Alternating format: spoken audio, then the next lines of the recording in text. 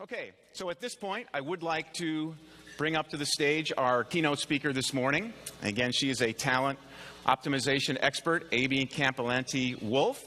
She is a Senior Vice President and Chief Human Resource Officer at Symantec, and she specializes in organizational design and development leadership, which for simple guys like me, that means help businesses thrive during deep transformation. Please help me welcome to the stage, Amy.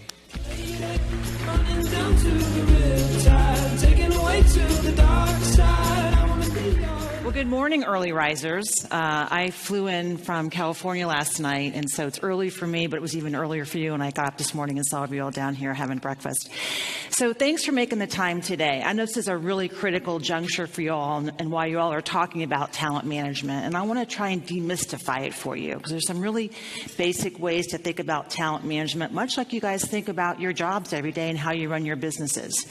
As you run your business, you think about who's my customer? What's my value proposition? What's the solution that I'm providing that differentiates me against the competition? How do I retain my customers? How do I upsell my customers? How do I keep them engaged and coming back for more?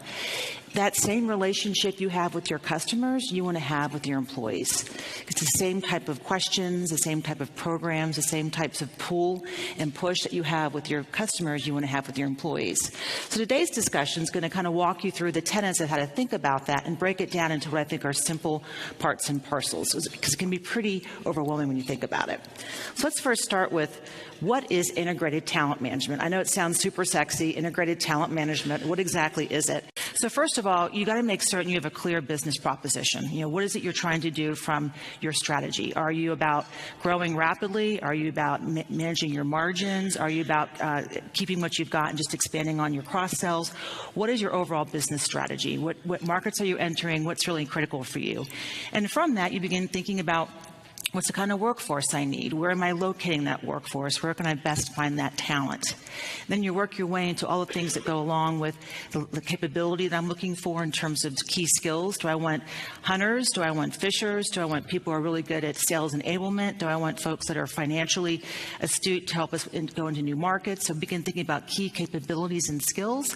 Then you work your way down towards what types of development do you have in the organization? How do you keep refreshing those skill sets?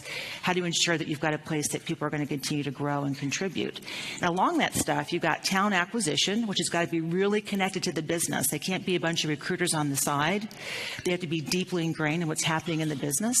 And then what you also have are the ways by which you reward, incent, and ensure people are competitive to the market.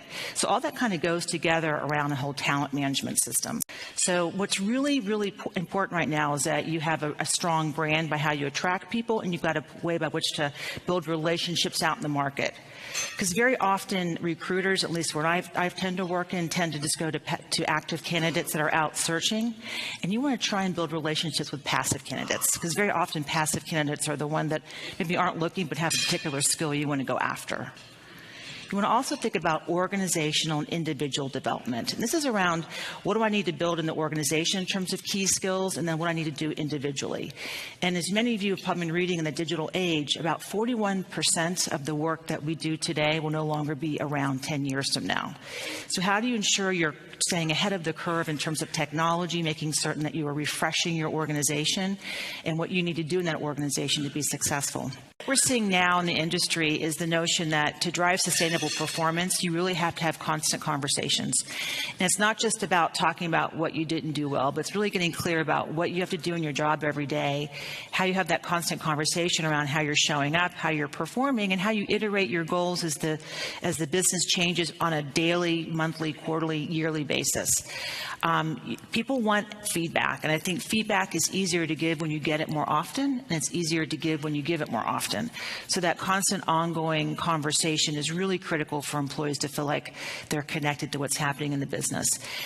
It also helps you identify critical talent needs. So if you're having that constant conversation, you'll know if you're on track for a particular project. You'll know if that person's engaged or on it or not, and it will allow you to start to do some succession planning if indeed you feel like someone maybe is not in the right role, or they're not maybe the person that you need to really, for long term for that business. So it's a constant conversation around performance. How do you keep people interested as you build that future pipeline?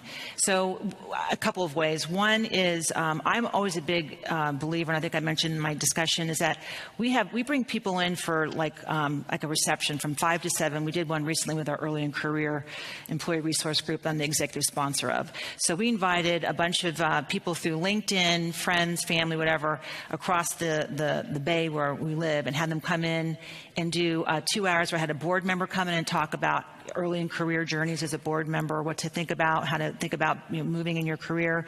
We had breakout sessions on everything from financial wellness to health and mindfulness to how to navigate your career, how to market yourself. And it was, cost us like maybe $1,000, $2,000 for tchotchkes and some Chipotle, because everyone loves Chipotle. And they had 2 hours to really learn, get immersed, and meet people. And I had recruiters around. And the recruiters happened to sit at some of the tables and talk about Symantec a bit and provide business cards.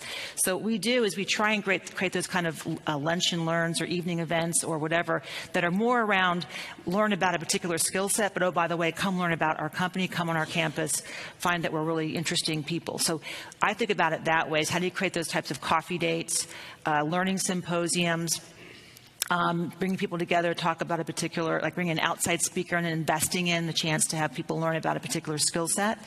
That's how you create that ongoing relationship.